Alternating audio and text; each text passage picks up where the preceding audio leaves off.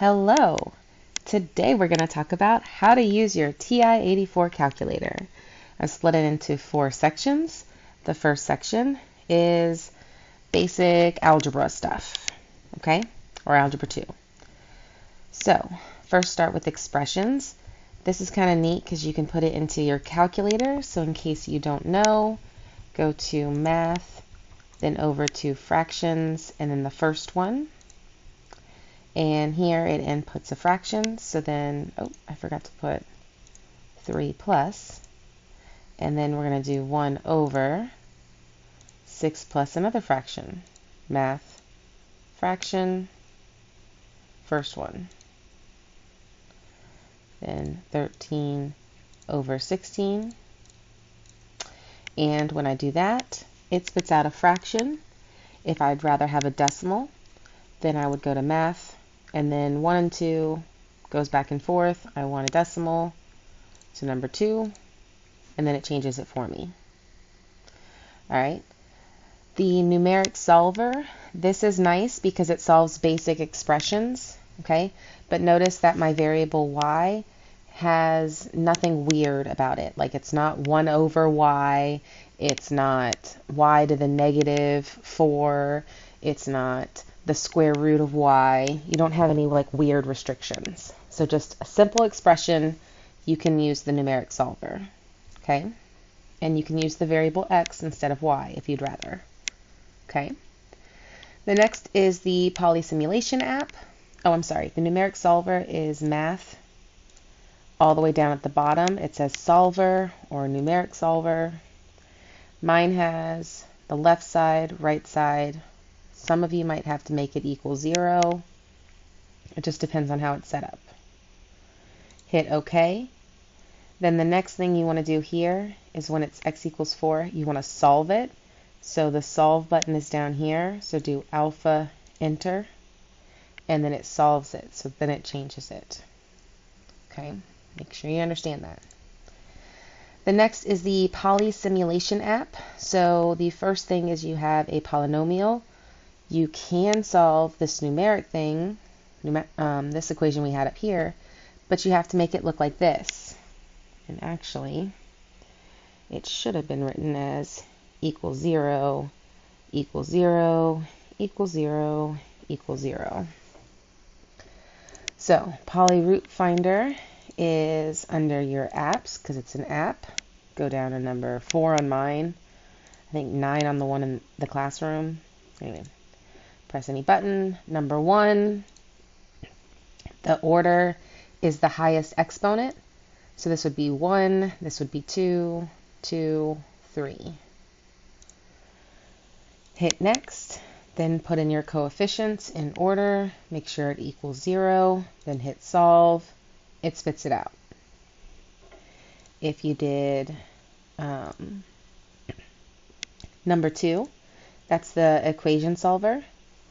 So that would be like here you have 3 equations, 3 variables. This is 2 equations, 2 variables. Make sure it's all lined up. You know, x, y, z equals a number. X, y equals a number. Make sure it all looks the same. Put it in number 2 of the PolySim app. So hit next. Mine's like a matrix. So if I wanted to put in that first equation, I would do 3, -1, 4, 2. Okay. Let's see. Next is the finance app. So here is a quick vocab list of what's over here. I'm going to tell you what I like to do.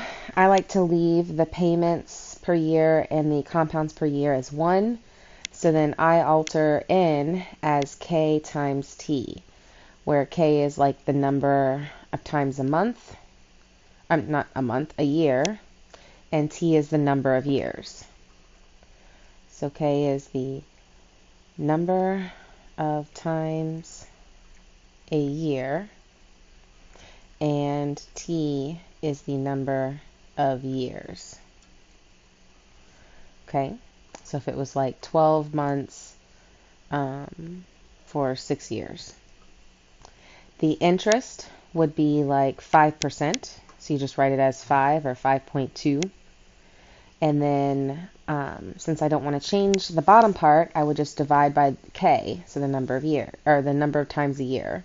So this case would be 12. Your PV, PMT, and FV, you usually leave one of those blank. When you're not solving for it, you leave it as 0. Not usually, you will leave one of those as 0. Okay. Then if you want to solve for like PV, you have to press alpha solve because you're solving. So again, alpha solve when you highlight it. Okay. Okay, so next is part B of your calculator. This is your graphing, tracing, intersection, max, min, zeros, blah, blah, blah. Okay. I'm starting this at minute 5, 43 seconds. Go to the end and it'll tell you where I'm starting each one. Okay. All right, so first put these into your calculator. So get out of this. Oh, yep, there we go. So y equals, I have my two equations. If you are not noticing your graph show up, it's because it's not shaded. So make sure you have the equal sign shaded. That means the graph will show up. Also make sure your stat plots are turned off. Okay. And all right, so then we go to graph it. So I'm going to do zoom standard, so number 6. And that just goes from -10 to 10, -10 to 10, domain and range. So that was my first graph, was the red, second graph in green. So I can trace it. So if I hit trace, I can just mosey up and down the red line, left and right. I can jump to the green line by pressing the up or down button. Okay. Then I can mosey along that. Do not find anything this way. Okay, it's just moving the cursor around. You can plug something in by hitting like 6 equals, and then bam, it spits out -2. So it can tell you what the y value is. All right, that's how you want to do it. Put enter. Okay, the intersection would be second trace, number 5, and then follow the commands. So for the first curve, notice I'm on the red line. I'm trying to find the intersection, so I'm going to get my best guess. Good enough. Green line, good enough, good enough. There's the intersection. Okay, 1.6, comma, -0.37. Max min, you do second trace.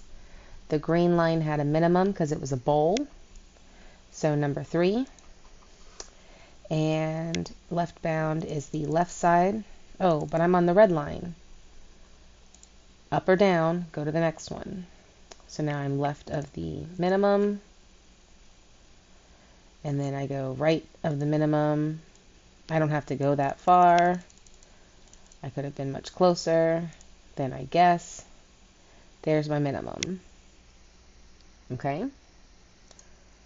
To find the zeros, you do second trace. Zeros is number 2. That's where it hits the y-axis. So here I'm on the red line. So left of where it hits at the x-axis. I think I said x-axis. All right, go right. My best guess. Actually, it's closer to there.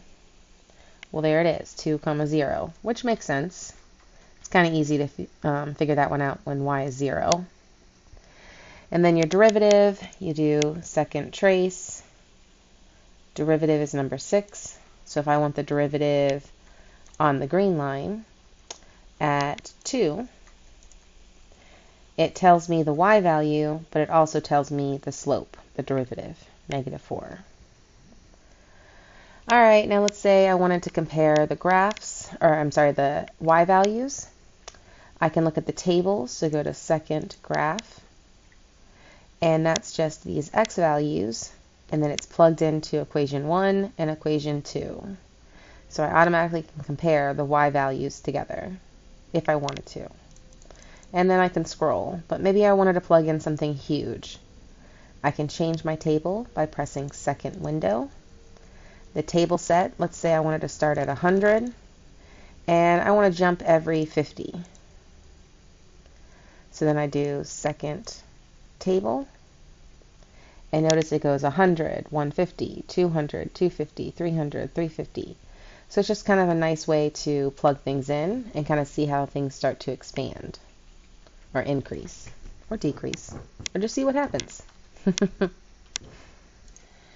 Okay, so now let's do part C, which is the start of statistics, kind of basic stats.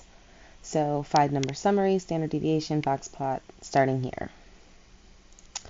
All right, so first you have your 5-number summary. You can read it off a box plot. So here you would just estimate, okay, that was a terrible line, but you would get the idea. You would say maybe 18. No, they're not going to count you off if you put 17 and it's hard to read, okay? But don't put something like 20 or 0.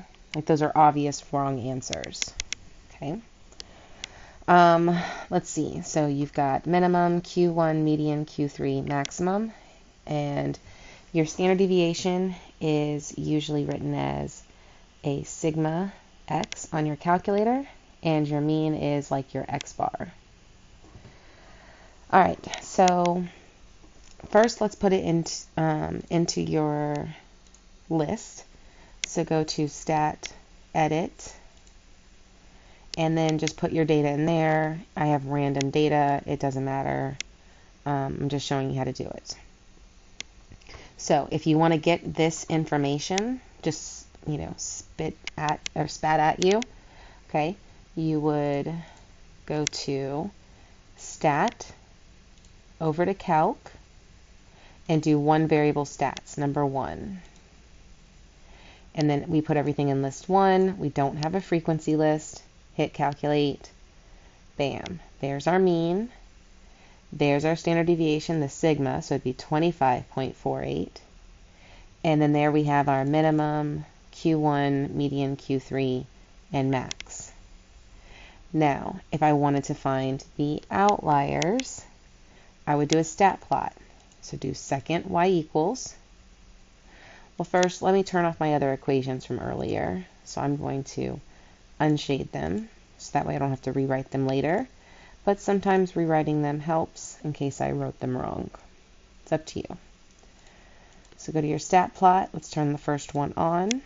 So hit enter so the on is highlighted or shaded. Then select the box plot with the outliers. List 1, blah, blah, blah. Now we're going to go to zoom and do stat plot, or zoom stat. So number 9 zooms in on my stat plot. So even though 84 was a huge number, it's not an outlier because it's not outside of the whisker.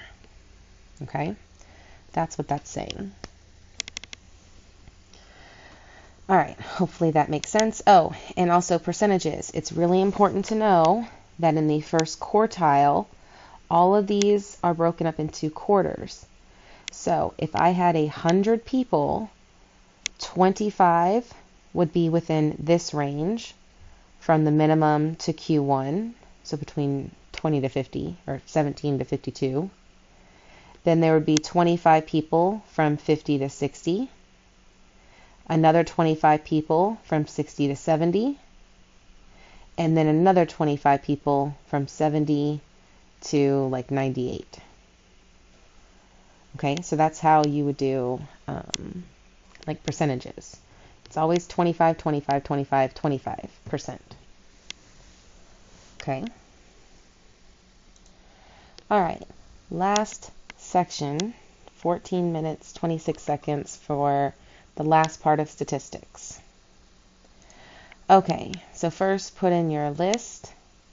Okay, put in this data. You're not going to get very good data with this because, again, I just made it up. It's no good. Okay, so you go ahead and put that in your list.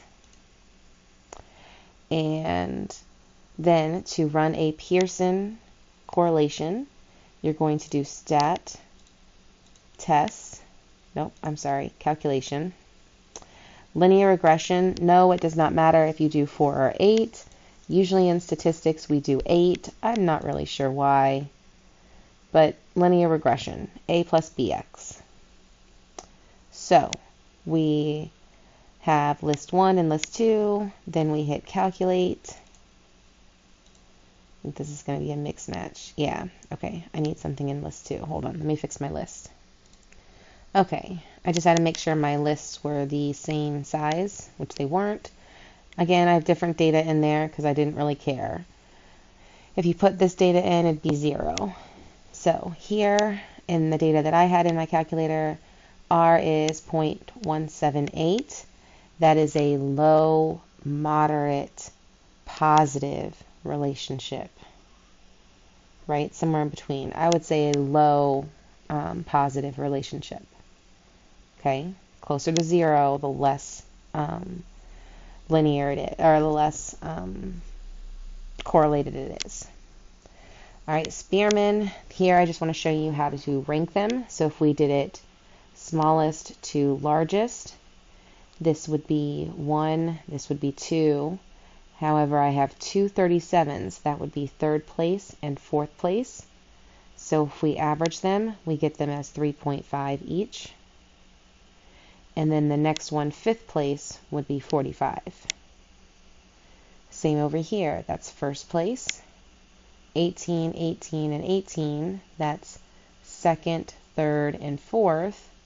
Average those, so divide by 3. That would get you 3.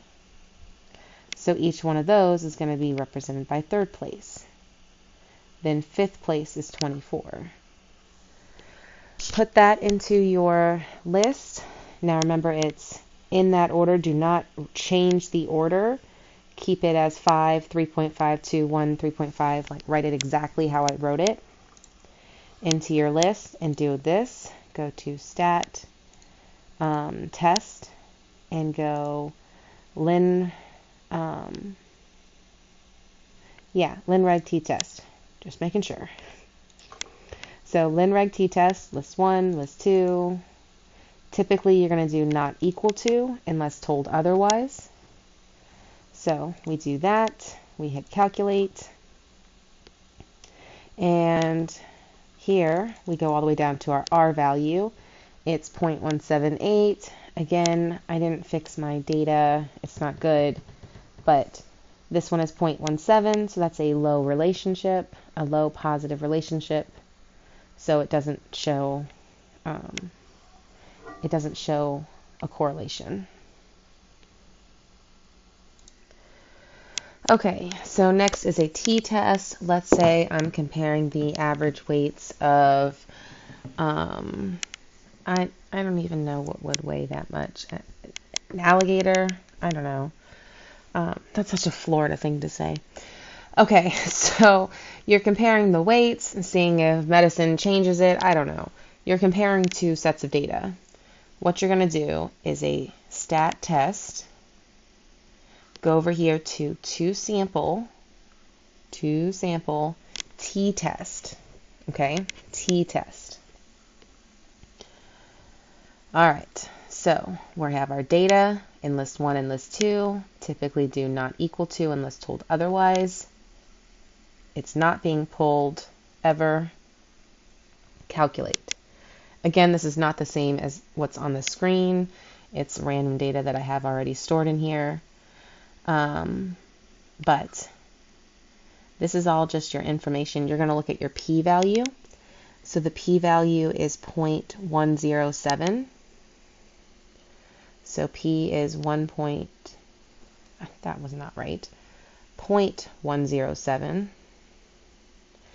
So 0.107 is greater than 5%. So that is not significant. So we reject the null. I'm sorry, we fail to reject the null. So not significant. Therefore, we fail to reject the null.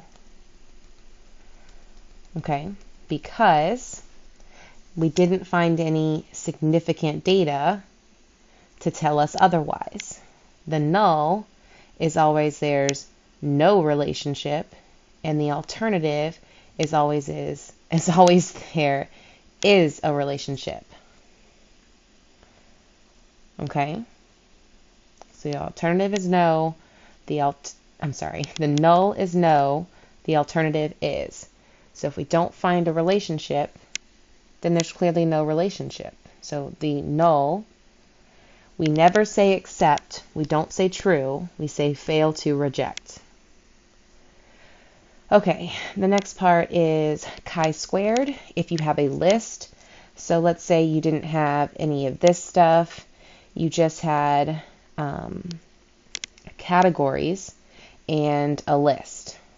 Okay, don't include the total, put that in your list 1, and then run a chi-squared goodness of fit. So go to stat, test. I don't know why I pressed enter. Ugh. Quit, stat, test, down, chi-squared goodness of fit. Now, list 1 would be this data. List 2 would have to be our expected. Now there is 4. They did not give us percentages, so then we assume it's all equal, which means there was 300 total, and there are 4 categories. 300 divided by 4 is 75. So I would expect 75 for each of these, unless they gave me percentages, like they said, oh, never married is 10%. Then I do 10% of 300. Okay, put that in list 2. There are 4 things in my list, so I do 4 minus 1, always minus 1, and that's your degrees of freedom. Hit calculate, and then it'll spit it out. This is not the same info that's in there. I did not change my list because I am tired. I'm doing this, but I'm tired. Okay. So here, the p-value is incredibly tiny.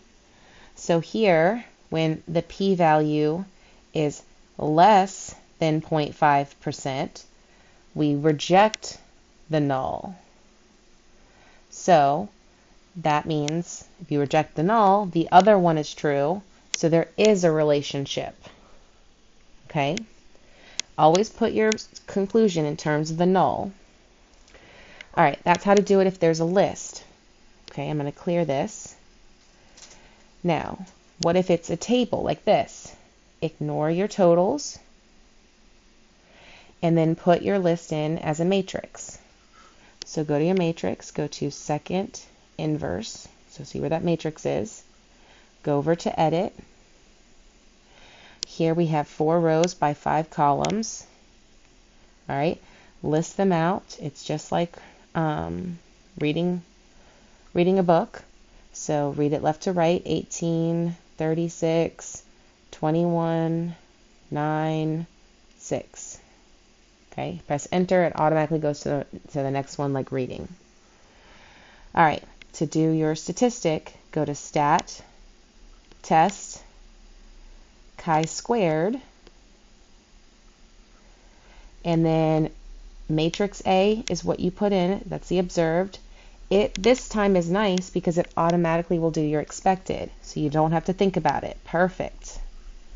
Hit calculate again. Oh, wait, actually, this is the same thing because I didn't change it. So your chi-squared stat is this stuff. Notice my p-value is small. It's 0.02, so that's less than 5%. Less than 5% means we reject the null, okay? That there is a relationship, something significant. Sorry about that. Okay, so where was I? I think that wraps it up. 25 minutes, pretty good. Okay, so this is the last bit. Last thing I gotta say, make sure you put your calculator in degrees. So in case you forgot, go to your mode, make sure it's in degrees. Also, make sure your stat diagnostics is on. Make sure it's on. If you don't know how to do this, you have to ask this before you start the before you start the test. Okay? Or they can't help you. Okay? Okay. What else? What else? Yeah, you have this. Okay? I know you have this. I mean, oh goodness. Hopefully you've gotten a good night's sleep. You've eaten something. You know this. Relax. Just try your best. Answer something. Put something down. Try guessing. And who knows? You may stumble upon the answer. Something might work. Find it on your calculator. Just don't give up. Every little bit helps. You don't need that many points. So just try to get a few points on every question. That's better than nothing. Okay? You guys are brilliant. I know you all can pass. Okay? Despite those stupid scores they made me pass out. Okay? You've got this. Okay? Best of luck.